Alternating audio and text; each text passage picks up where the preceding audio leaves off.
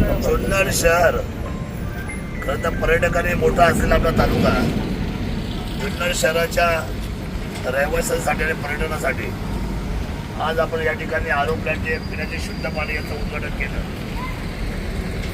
जवळजवळ या शहरामध्ये शिवसाहेब इथं आहेत, नगरसेवक आहेत, आमचे नगराध्यक्ष असलेले आम्ही सर्व सहकारी टीम प्रशासन.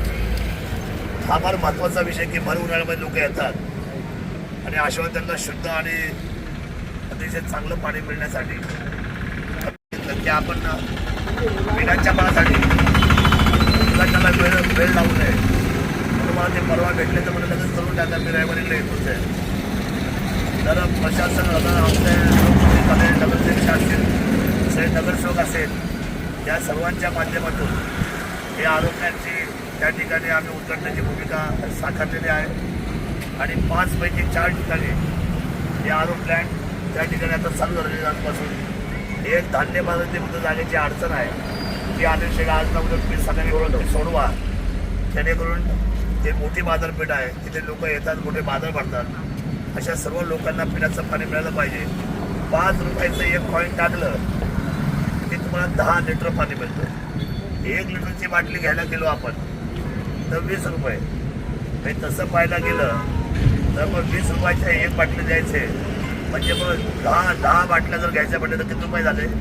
200 रुपये. मग 200 रुपयाचं पाणी आपल्याला केवळ 5 रुपयामध्ये मिळतं. माझी तमाम मायबाप जनतेला विनंती आहे की आपण या आरोग्याचं पाणी 5 रुपयामध्ये आपण शुद्ध पाण्याचा सुद्धा वापर करा, जेणेकरून आपल्याला बिस्लरी बॉटल जी आहे, बिस्लरी बॉटल ही छोटी प्लॅस्टिकची बॉटलमध्ये पाणी मिळतं आणि ते तसं आरोग्याला धोकादायकच आहे. त्यापेक्षा आपण जर आरोग्याचं जर पाणी जर आपण आपल्या घरचं भांडं आणलं, 1 लिटर पाणी घेतलं आणि 10 लिटर पाणी घेतलं तर दिवसभर त्या पाण्यामध्ये असं चांगल्या पद्धतीचं शरीराची पाण्यामुळे आरोग्याची कुठली हानी होणार नाही. त्यामुळे ही काळजी माझी तमाम जनता घेईल अशी माझी या ठिकाणी भावना आहे. मी या आरोग्याचं उद्घाटन झालं असं या ठिकाणी जाहीर करतो आणि तत्परतेने जुन्नर शहराच्या पाणी लागतं ते पाण्याचा साठा आपल्याला आरक्षित केलेला आहे. आपल्याला ते परिपूर्ण पाणी सप्टेंबरपर्यंत पाणी पुरवायची क्षमता आपण आम्हाला ठेवलेली आहे. त्यामुळे आपण कोण काय सांगेल याचं काही गैरसमज करू नका.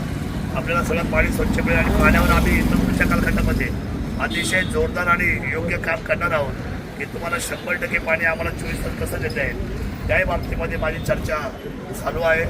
आम्ही निश्चितपणे शहराच्या बाबतीमध्ये संवेदनशील आहोत. मी सर्व नगरसेवक शिपला आणि प्रशासनाला मनापासून धन्यवाद व्यक्त करतो. जय शिवराय.